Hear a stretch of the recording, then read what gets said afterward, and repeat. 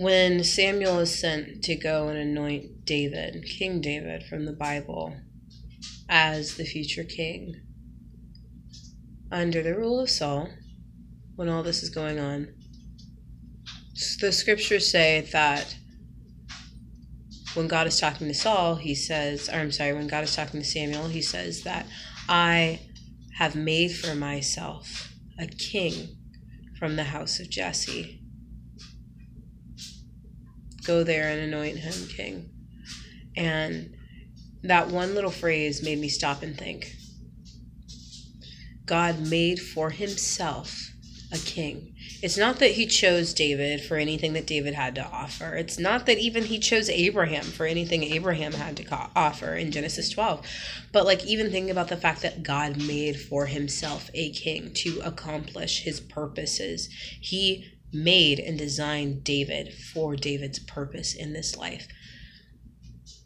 It makes me stop and think about myself and stop and think about everybody else around me. We don't just exist and God judges us and looks at us and says, oh, okay, now that you're here, let me look at what you are going to become, as if he's not the creator of us all.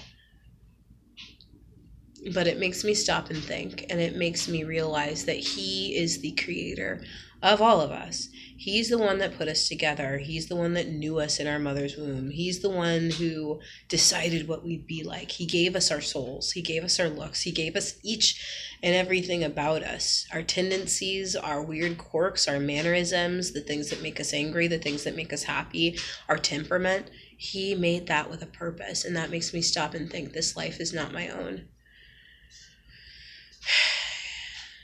And as one who is chosen by him, whose life is his, I'm not meant for destruction. I'm covered by his righteousness, by Christ's righteousness, because he died on the cross for me, as is everyone else who places their whole entire life and their righteousness on Christ. And it just, I don't know. I made this as a reminder for myself and as a reminder for others. Your life is not your own when you become the Lord's. Don't live it like that. Don't live selfishly.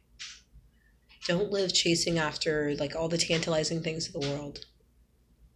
But live your life for him. I don't know. Just a good reminder. Instead of saying, Lord, I want this. Lord, I want that. Lord, I want to be over here. Lord, I want to be over there.